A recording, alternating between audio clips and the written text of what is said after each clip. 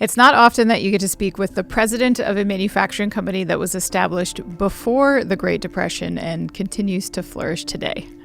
Joining us is Nathan Andrews, the president of Syracuse, New York-based Morse Manufacturing, a manufacturer who describes itself as the specialist in drum handling equipment. And with good reason.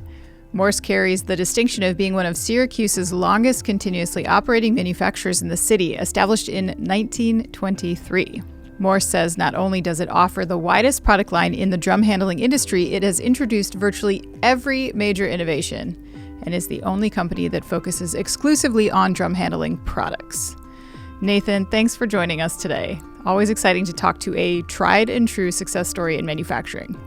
So obviously, Morse has a very impressive history in the manufacturing industry with more than a century operating in Syracuse. So I'd love to talk about that, how the company has not only survived, but also thrived over that time period.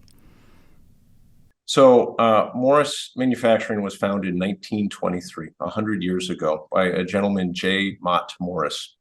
And they made automotive parts for the automotive industry, which was budding at the time. In fact, in Syracuse, there was an automotive manufacturer, Franklin Automobile, that competed with the Ford Model T. I have one of the really early devices that they had, and hopefully you can see that. It's called the lockjaw nipple grip, and it was used to tighten the spoke of a bicycle, which automotive cars had spokes, not rims, as we know today. Well, the company continued for about 20 years, and my grandfather got involved in 1943, and they came out with a product to handle drums, really basic product that would take a drum from a vertical position, kind of roll it over to a sideways position so you could dispense contents out of it. And they started selling a bunch of them. And everything was sold direct to end users, and it was all kind of upstate New York, kind of Northeast region based. And they came out with a couple other products within the realm of drum handling equipment and started realizing they needed to branch this out. And so they made a couple critical decisions at that point in time. One was to pursue the dealer model, to not sell direct, but to work through dealers, as well as to try to branch out throughout the country. And so they worked with an advertising agency, Nowak Associates, to be able to really market that. And, frankly, some of our partnership with IEN goes back that far. Our early ad that we have record of is from 1951 when we first advertised with IEN. And, so our history is in large part because of, being able to reach a nationwide audience. We subsequently came up with a lot of different drum handling equipment, most all of which were mechanical at the time. My father got involved in 1969 and introduced pneumatics and hydraulics and powerized units. So it wasn't just mechanical leverage anymore, continued to expand the company. I joined in 2002, and we subsequently moved our facility here to our current location in 2019, which is a brand new state-of-the-art facility, and it's been great. We're continuing to expand our products and offering and our customer base internationally. And so at 100 years old, we truly are the world leader in drum handling equipment, which is a pretty awesome thing to say. At 100 years old, a lot of companies have plateaued or even declining, but we are at the top of our game. We've never been as successful as we are today. That's great to hear.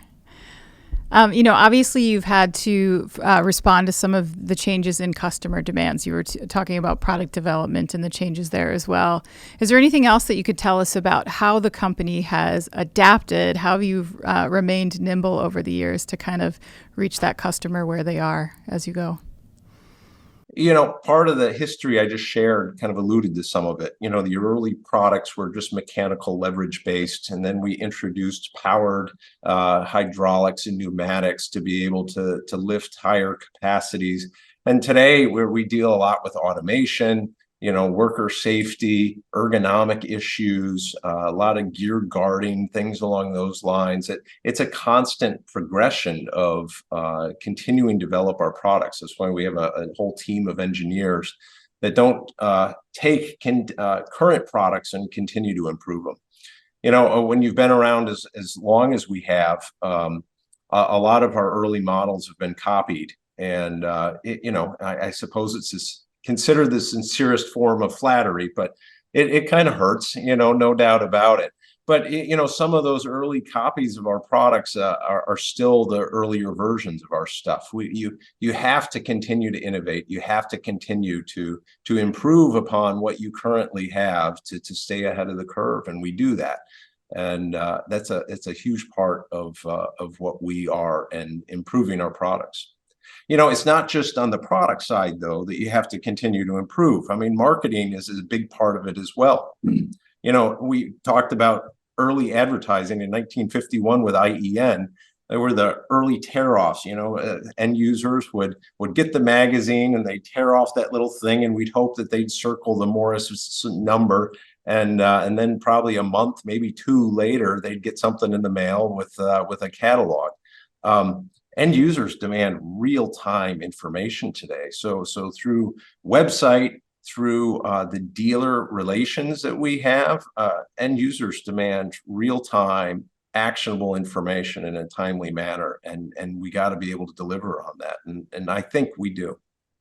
Okay, so let's talk about the next 100 years. Obviously, there's a lot of big challenges right now. I'm assuming you see a lot of opportunities as well on the horizon. What do you see in the future for Morse? The move to our current facility was huge. That was 4 years ago. Remarkably, it was just before COVID happened. We moved, and then COVID came around. But it really set the stage for us for, frankly, another generation of ownership to be able to continue to move the company forward. We have a state-of-the-art facility, and what that does, it attracts the best and brightest employees from all over the place. So that goes so far in making sure that we continue to develop and bring the best products that we can to the market. I will say that we work hard at continuing to develop our international network. We do have dealers around the world, but it's until very recently that we've been very active in developing. I had a meeting just earlier today with a new prospective dealer in the UK, and we see a huge market for our products all around the world, not just domestically here in the States.